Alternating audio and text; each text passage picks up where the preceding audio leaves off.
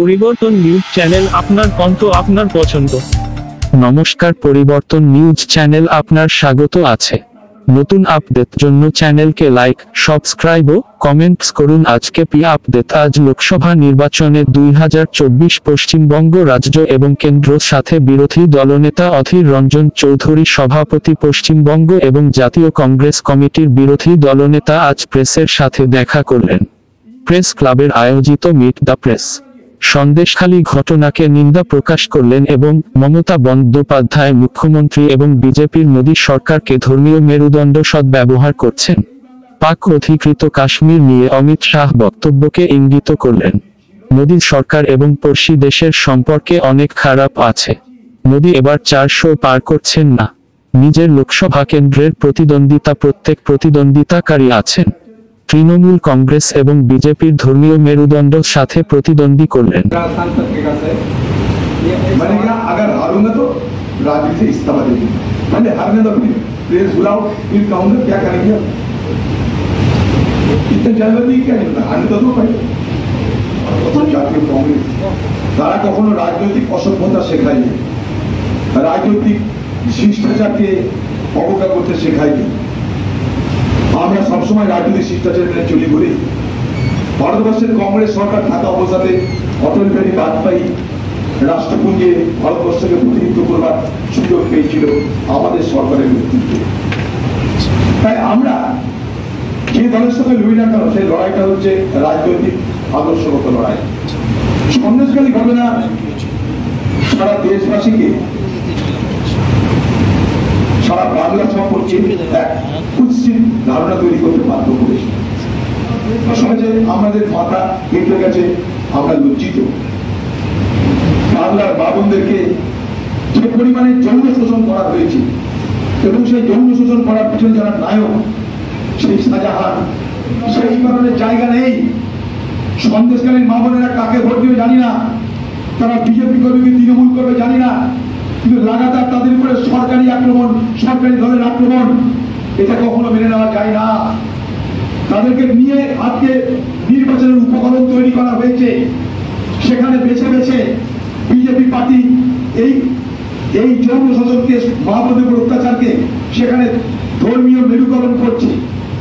এটা ধর্মীয় মেরুকরণের সময় আমাদের যারা অত্যাচার করেছে তাদের জাত কি, ধর্ম কি, বর্ণ কি আমাদের দেখার দরকার নাই। অপরাধী মানে অপরাধী। অপরাধী কোনো রং হয় না, বর্ণ হয় না, ধর্ম হয় না। কিন্তু অপরাধীর বর্ণ, অপরাধীর ধর্মের নাম করে আজকে এ বাংলায় একদিকে মোদী, আরেকদিকে দিদি দুজনা নির্বাচনকে সামনে রেখে যে ধর্মীয় মেরুকরণ করছে, আমরা তার তীব্র সন্দেশকারী নিপীড়িত মা বোনদের পাশে আমরা আছি। মা বোনদের পাশে আছি, রক্ষিত হচ্ছে না তাদের পাশে আমরা আছি। তারা কি পার্টি করে দেখার দরকার নাই। আমার ঘরের মা বোন যে পার্টি করুক, সেই মা বোনদের ইজ্জত করার, সম্পর্ক হানি করার, ইজ্জত লুট করার অধিকার কোন পার্টির নাই। এটা একটা সাইকোলজিক্যাল ওয়ারফেয়ার, এটা এক ধরনের মাইন্ড গেম মানুষের মধ্যে ঢুকিয়ে দেওয়া। এবার 400 পার হচ্ছে, এদিক ওদিক ভোট দিয়ে রাখি বিজেপিকে। মোদীর কান্না থেকে আমি অঙ্ক বলি আপনাদের। 2019 সাল ভারতবর্ষের রাজনীতিতে বিজেপি পার্টির সব থেকে উজ্জ্বল অধ্যায়। এককভাবে ক্ষমতা দখলের এই প্রথম প্রচেষ্টা সফল হল। মনে রাখবেন, সেই 2019 সালের ভোটে বিজেপি পেয়েছিল 37.36% ভোট, বিরোধীরা পেয়েছিল নিয়ার অ্যাবাউট 63% ভোট দিয়ে। যে বিরোধীদের ঐক্যবদ্ধ হওয়াটা কি জন্য প্রয়োজন। তাই বিরোধীরা ঐক্যবদ্ধ যখন হতে শুরু করেছিল, ইন্ডিয়া গঠবন্ধন যখন হতে শুরু করেছিল, সব থেকে আতঙ্কিত হয়ে পড়েছিল নরেন্দ্র মোদী। তাই থেকে মমতা ব্যানার্জিকে ভয় দেখিয়ে, তার প্রকাশকে জেলে ফেরার ভয় দেখিয়ে আতঙ্কিত করে তাকেও ইন্ডিয়া জোট থেকে ভাঙিয়ে নিতে পেরেছিল। সুনামি আসতে পারে, একটা বোম পড়তে পারে, সেটা পারে কি পারে সেটা ভেবে প্রথম করে লাভ হতে পারে। ঠিক আছে, আমি নিজে লড়াই করি। আমি নিজে প্রথম বাংলাদেশের লড়াই করে এমপি হয়েছি 1998 সালে। আমি আমার লোকসভায় দেখেছি কংগ্রেস 2 লক্ষ ভোটে এনেছিল, প্রায় 1,98,000, রাউন্ড আবার 2 লক্ষ ভোট। ঠিক 1 বছর পর 99 সালে আমি সেই লোকসভা থেকে 96,000 ভোটে জিতেছিলাম। অর্থাৎ বামে থেকে পরাজিত করেই আমি বারবার এমপি হয়েছি। বাম, তৃণমূল, বিজেপি, কংগ্রেস চতুর্মুখী লড়াইয়ে আমি 3,53,000 ভোটে জিতেছি। যে দেশ আগে পার্টি পরে, সংবিধান বাঁচাও, গণতন্ত্র বাঁচাও, ধর্মনিরপেক্ষতা বাঁচাও, সেই জায়গাটাই বামের সঙ্গে আমাদের রাজনৈতিক, এবং সেটাও সম্পূর্ণভাবে আঞ্চলিক। এখানে আমরা অত্যাচারিত, বামও অত্যাচারিত। দু নম্বর কথা, সেদিন টিএমসি পার্টির দিদি, যাদেরকে হারমাত বলতো সিপিএমে, সেই হারমাতে এখন দিদির দল অর্থাৎ টিএমসি পার্টির দামাত হয়ে গেছে। তো সেদিনের হারমাত এখন দিদির দলের দামাত। দিদি যদি দামাতে নিয়ে চলতে পারে, তাহলে সিপিএমের সঙ্গে আমাদের ওই রাজনৈতিক ঐক্য, ওই আদর্শগত ঐক্য থাকা সত্ত্বে কেন আমরা, আমাদের মনে হচ্ছে উভয় যে আমাদের ঐক্যবদ্ধ হওয়া দরকার। নেড়া বেলতলায় বারবার যায় না, একবারই যায়। উভয় মনে হচ্ছে আমাদের ঐক্যবদ্ধ সিচুয়েশন, সময় আমাদেরকে বাধ্য করেছে, তাই আমরা সমর্থন, সহানুভূতি সংকীর্ণ, তার থেকে বঞ্চিত। তাই এই ইন্ডিয়া জোটের মধ্যে আমি আছি, এই বার্তা দিয়ে মমতা ব্যানার্জি চাইছে সেই সহানুভূতি, সেই সমর্থনের কিছুটা অংশ তার সঙ্গে রাখতে, যাতে হাত ছাড়া না দিতে। কর্মীদের জন্য দুটো দলের সংঘর্ষ, প্রতি মুহূর্তের লড়াই, দুই দলের কর্মীদের সমর্থকদের মধ্যে সেদিন সাইকোলজিক্যাল ব্যারিয়ার ছিল, মানসিক বাধা ছিল। কিন্তু কংগ্রেস বামেদের ভিকটিম ছিল, অত্যাচারিত ছিল। 16 সাল, আজকে 24 সাল, 8টা বছর পার হয়েছে। গঙ্গা নদী দিয়ে, ভাগীরথী দিয়ে অনেক দল চলে গেছে। অত্যাচারের মাত্রা বেড়েছে, দুর্নীতির মাত্রা বেড়েছে, বাংলায় অনাচার দুরাচারের মাত্রা বেড়েছে। আজ কিন্তু যারা ভিকটিম, সে ভিকটিমের তালিকায় উভয়ে পড়ছি আমরা। কংগ্রেসও ভিকটিম, বামও ভিকটিম। তারা অত্যাচারিত, আমরা অত্যাচারিত। এই দুই অত্যাচারিত, এটা হচ্ছে নিষ্ঠুর বাস্তবতা। কারণ তারাও, আমরা উভয় মনে করছি আমাদের ঐক্যবদ্ধতা সময়ের একটা জায়গায় মিল আছে। সংবিধান রক্ষা করা, গণতন্ত্র রক্ষা করা, সাম্প্রতিক সম্প্রীতি রক্ষা করা, ধর্মনিরপেক্ষতা রক্ষা করা। আজ দেশের ভোট, তাই দেশের ভোটে পার্টির স্বার্থকে গৌণ করে, দেশের স্বার্থকে মুখ্য করে আমরা ভোট করছি। তালিকা কিন্তু ভারতবর্ষের মানুষ জানতে পারতো না। বিচার ব্যবস্থা না থাকলে অরবিন্দ কেজরিওয়াল, হেমন্ত সোরেন তাদের জামিন হতো না। তাই ভারতবর্ষের বিচার ব্যবস্থাকে সম্মান জানিয়ে বলতে চাই, তারা এই যে সিদ্ধান্তটা দিয়েছেন বা তারা যে এই যে আদেশটা দিয়েছেন, এটা অন্তত আগামী যে ফেসগুলো আছে নির্বাচনে, সেখানে বহু রাজনৈতিক নেতাদেরকে নির্ভয়ে, নিশ্চিন্তে, নির্বিঘ্নে ভোটে অংশগ্রহণ করতে সাহায্য করবে এবং গণতন্ত্রের জন্য এটা অত্যন্ত একটা সদর্থক পদক্ষেপ বলে আমি মনে করি। আর একটা ठीक है, हमारी पार्टी के सारे बात करने की जानकारी नहीं हो सकते। ये हमारे दिल्ली के, हमारे नेता का नहीं, उनसे पूछ लो। आपका जो दिल्ली के कॉरेस्पॉन्डेंट है, उनसे पूछ लो, दिल्ली से जवाब दे दीजिए। जो मेरे दायरा किया, इस दायरे के अंदर बात करो, सही लगेगा। बीजेपी এবং তৃণমূলের ধর্মীয় সমীকরণের রাজনীতি সব থেকে বড় প্রতিদ্বন্দ্বী আমার। যে ধর্মীয় সমীকরণের রাজনীতি একদিকে বিজেপি করেছে, একদিকে মমতা ব্যানার্জি করেছে আমাকে হারানোর জন্য। তাই আপনার প্রশ্নের দিকে একটা কথা বলবো, যে আমার এবারে নির্বাচনে সব থেকে বড় প্রতিদ্বন্দ্বী ছিল আমার জেলার এবং আমার লোকসভা কেন্দ্রের বিজেপি এবং তৃণমূলের উভয় ধর্মীয় মেরুকরণের মাধ্যমে নির্বাচনে জয়ী হবার প্রচেষ্টা। এটাকে আমি অপ্রচেষ্টা করব। এই ধর্মীয় মেরুকরণ, এটা ছিল সব থেকে বড় প্রতিদ্বন্দ্বী আমার। নির্বাচন করি না, সবাই প্রতিদ্বন্দ্বী, যারা বিরুদ্ধে আছে সবাই প্রতিদ্বন্দ্বী। প্রতিদ্বন্দ্বী করে ক্লাসিফিকেশন হয় না, প্রতিদ্বন্দ্বী ছিল বিজেপি এবং তৃণমূলের ধর্মীয় সমীকরণের রাজনীতি সব থেকে বড় প্রতিদ্বন্দ্বী আমার।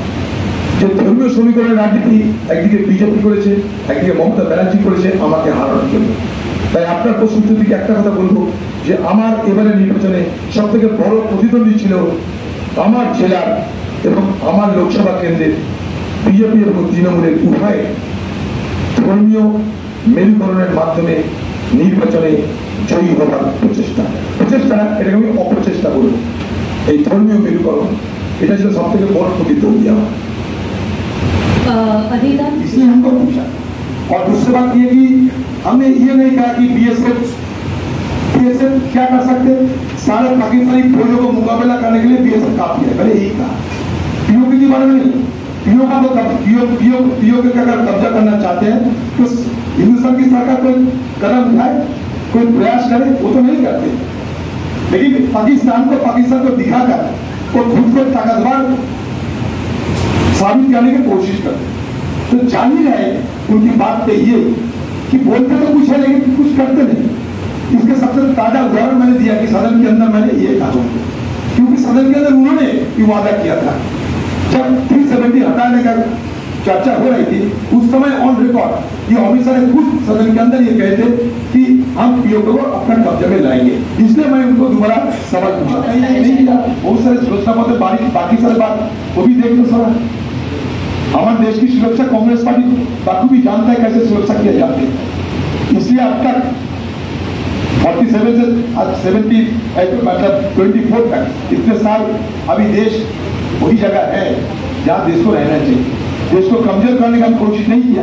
आज देश कमजोर होते जा रहे हैं, मैं इसका मुकाबला करता हूँ। आज मालदीव हमारे हाथ से निकल जा रहे हैं, बांग्लादेश में इंडिया आउट ये गाना लगाना शुरू हो चुके हैं, नेपाल हमारे हाथ से निकल जा रहे हैं, इसका ध्यान दिया कर, भूटान हमारे हाथ से निकल जा रहे हैं। सारे साउथ ईस्ट एशिया में हमारे जो छवि धूमिल होते जा रहे हैं। अब देखते जाओ क्या हो रहा है देश के अंदर। मालदीव में हमारे सारे फौजों को निकाल दिया गया, क्या हो रही है। और ये मालदीव को रक्षा करने के लिए राजीव गांधी ऑपरेशन कैक्टस के दौरान सारे मालदीव को उस समय के प्रेसिडेंट गायून साहब को वहां से उद्धार किया था और बचाया था। मालदीव हमारा हाथ से निकल जा रहे हैं। महज 70 नॉटिकल किलोमीटर दूर है हमारा लाक्षाद्वीप से। क्या हो रही है, हमारे देश की सुरक्षा के साथ छेड़छाड़ हो रहे हैं। और मोदी जी और अमित शाह जी की अगुवाई में बीजेपी सरकार की जमाने में ये सच है। राज्यपाल की कोर्ट में राज्यों जिज्ञेस करो अभी জানি না এবারে রেজাল্ট অনেক সারপ্রাইজ আছে। আমি আগেও বলেছি, আগে এবারে রেজাল্ট অনেক সারপ্রাইজ আছে এবং আজকের পশ্চিমবঙ্গের 2024 সালের এই নির্বাচনের ফলাফল মিলিয়ে নেবেন 2026 সালে এই বাংলা থেকে তৃণমূলকে উৎখাত করবার রাস্তাকে প্রশস্ত করবে, মিলিয়ে নেবেন। আমার 2024 সেই ফলাফল হতে চলেছে যে ফলাফলের পরিণামে 2026 এই বাংলা থেকে তৃণমূল অস্তমিত হবে হবে হবে। মমতা ব্যানার্জি দলের লোক তারা জানে, মমতা ব্যানার্জি পিসি জানে, বাপ বেটার সঙ্গে পিসি ছিল কিনা, খোকাবাবু ছিল কিনা, সব গোটা পরিবার ছিল, একান্নবর্তী পরিবার ছিল, তারা জানে। আমি কি করে জানবো?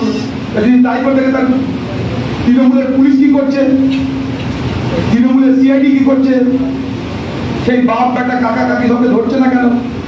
যেমন দিল্লি খোকাবাবুকে কিছু বলে না, তেমন বাংলায় সিআইডি তারা কেন বাপ বেটাকে কিছু বলে না? এ প্রশ্ন আমাদেরও আছে, এ প্রশ্ন আমাদেরও আছে।